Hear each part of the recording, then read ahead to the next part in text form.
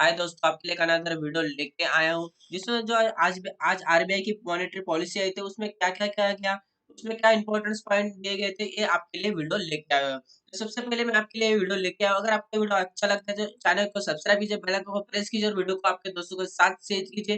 जो मार्केट में ट्रेड करते हैं उनके लिए एक अच्छा खासा यहाँ पे न्यूज़ देखने को मिल रहा है। तो यहाँ पे देख सकते हैं आरबीआई मॉनेटरी पॉलिसी आ गई थी। देश में बढ़ते हुए कोरोना केसेस के साथ जब फिर से लॉकडाउन का अनाउंसमेंट किया गया है, उस टाइम पर आरबीआई ने कुछ इंपॉर्टेंट मॉनेटरी पॉलिसीज अनाउंस किया है और इसी बीच फॉरेब्स इंडिया के टॉप रिचेस्ट पीपल की लिस्ट में मुकेश अंबानी रिचेस्ट इंडियन और गौतम अदानी ने सेकंड स्पॉट सिक्योर किया है। वैसे इस वैल्यूएशन में कोई डाउट किसी को भी नहीं था, लेकिन पैंडेमिक लॉकडाउन के बाद में जब बाकी बिजनेस एक-एक बाद एक डेंजर जोन की तरफ जा रहे हैं, उस टाइम पर दोनों बिजनेस ग्रुप्स का ये राइज से बहुत कुछ सीखा जा सकता है कि कैसे बिजनेस मॉडल को गवर्नमेंट पॉलिसी के साथ अलाइन करें। कभी-कभी अपने बिजनेस रिवल के साथ के डील्स निगेटिव करके बिजनेस को सिर्फ सर्वाइव ही नहीं मगर सर्वाइव किया जा सकता है। ये आरआईएल एंड अदानी ग्रुप से सीखने वाली बात है। आज के वीडियो में सरकारी मॉनेटरी पॉलिसीज के बारे में, रिलायंस के साथ एयरटेल के रिसेंट स्पेक्टर डील के बारे में और गवर्नमेंट बॉन्ड्स के यील्ड कंट्रोल करने के लिए आरबीआई के साथ जीएसएबी स्टेप के बारे में डिटेल में चर्चा करेंगे। तो चलिए इससे पहले एक बार करें, अगर अपना डीमैट अकाउंट ओपन नहीं किया तो नीचे के डिस्क्रिप्शन बॉक्स में मैंने अपना एंजल ब्रोकिंग का अकाउंट की लिंक दी है। वहाँ पे आप एंजल ब्रोकिंग के थ्रू आप अकाउंट ओपन कर सकते हैं। उसमें आपको क्या-क्या फैसिलिटी, एक ई डीमैट अकाउंट होल्डर का स्पेशल हैंडिंग होल्डिंग और एडवाइजरी सर्विस देखो, सपोर्ट स्टाफ ट्रस्टेड फैक्टर है, एड बेनिफिट्स है और इजी टू ऐप एक इजी करने के लिए वहाँ पे अच्छा खासा है। तो वहाँ पे रोबोट ऑर्डर फैसिलिटी देखने को मिल सकती है। अच्छा, मल्टीपल ट्रेडिंग पोर्टल्स है, म्यूचुअल फंड्स वहाँ से ओपन कर सकते हो। एक अच्छा खासा प्लेटफॉर्म है जहाँ से अच्छा खासा अपन अर्निंग भी कर सकते हैं। मार्केट में अगर ट्रेड करना है तो जिन लोगों ने अभी तक डीमैट अकाउंट ओपन नहीं किया तो मेरे नीचे की तरफ एंजल ब्रोकिंग का लिंक है, उसके थ्रू आप वहाँ पे डीमैट अकाउंट ओपन कर सकते हैं। चलिए अभी आते हैं मेन अपने मुद्दे पे कि RBI policy, RBI G-SAP Reliance Actors Factor। First of all देखा था आरबीआई पॉलिसी में फर्स्ट ऑफ ऑल पॉइंट क्या है, RBI has allow fintech cost payment companies to be part of the centralized payment system architecture interface। उसके बाद में देखें, WMA limit for state and utilities increased 46% of 47,010 crores। RBI ends the maximum end of the day balance limit for payments bank for the 1 lakh individual to 2 lakh with immediate effect। उसके बाद में देखने को RBI extend the deadline of the TLTRO on tab liquidity schemes to September 30, 2021 from March 31। RBI announced 50,000 crore additional liquidity facility to NABRD, NHB and SIDBI for fresh lending duration 2021 and 22। The central bank proposed the constituent of the committee to continuously review the function of assets reconstruction companies, RTGS and NFT membership to allow for non-banking payment institution। RBI postponed to make interoperability of full KYC prepaid payment instrument to mandate। और उसके बाद में proposal to enhance outstanding deposit in full KYC PPI plus for 1 lakh to 2 lakh. तो ये RBI की पांच monetary policy आई है, उसमें ये पॉइंट्स यहाँ पे रखे हुए हैं। तो यहाँ पे आप देख सकते हैं किस तरह से यहाँ पे उन्होंने पॉइंट्स रखे हुए हैं क्या है।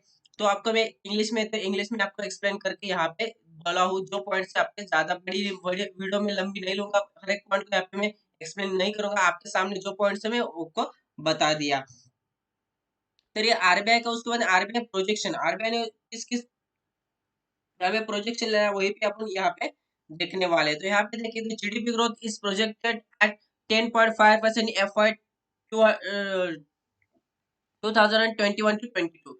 Repo rate unchanged at 4%, maintain accommodative stance, reserve repo rate stand at 3.35%, bank rate unchanged at 4.25%, MSF rate unchanged at 4.25%, inflation project 5% in quarter 4 FY 2021, 5.2% in first half of FY 2022, down to 4.4% in quarter 3 and 5.1% in Q4। तो चलिए उसके बाद में देखेंगे RBI जी SAP 1 lakh crore, RBI जी SAP 1 lakh crore. तो government of India के security bonds को RBI ने सेकेंडरी मार्केट जी सेक्टर एक्विजिशन प्रोग्राम के जरिए खरीदने का डिसीजन लिया है। आरबीआई 2021 में क्वार्टर 1 में 15 अप्रैल को 25,000 करोड़ का गवर्नमेंट बॉन्ड्स को खरीदने खरीदा। टोटल टारगेट है कि 1 लाख करोड़ के बॉन्ड्स खरीदने का आरबीआई गवर्नर से एस के दास ने यह कहा है कि प्रोसेस से बॉन्ड यील्डिंग को स्टेबिलिटी मिलेगी और मार्केट में लिक्विडिटी बनी रहेगी। गवर्नमेंट की सारी पॉलिसीज FY 21-22 में इंडिया जीडीपी को एक रिस्पेक्टेबल फिगर की जानने के लिए इन पॉलिसीज के मेन इम्पैक्ट होने वाला है।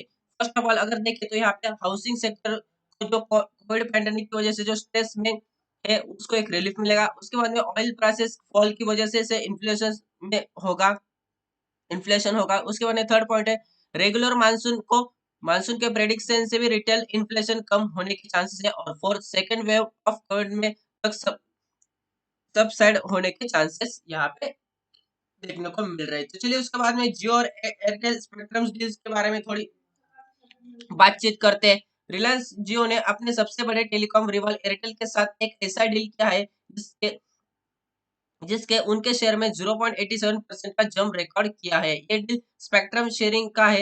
एयरटेल ने 800 मेगाहर्ट्ज बैंड में जो स्पेक्ट्रम शेयर किया है वो जियो के साथ। इस डील का वैल्यू 1490 करोड़ का है। इस डील में जियो मुंबई सर्कल में 2x 15 MHz और spectrum in 800 megahertz spectrum band और 2x 10 megahertz spectrum of in 800 megahertz band Andhra Pradesh और दिल्ली में यूज कर पाएंगी। उसके बाद में क्या 5G रोल आउट से पहले जियो और एयरटेल का डील नया पॉसिबिलिटी की तरफ इशारा करता है। क्या जियो एंड एयरटेल के साथ पार्टनरशिप करके 5G रोल आउट करेंगे? अगर ऐसा होता है फिर ये इंडिया के 5G मार्केट को मोनोपोली की तरफ ले जाएगा और जो यूजर्स के लिए शायद अच्छा साबित ना होगे, लेकिन सर्विस के मामले में बेटर अपॉर्चुनिटी क्रिएट कर सकेंगे।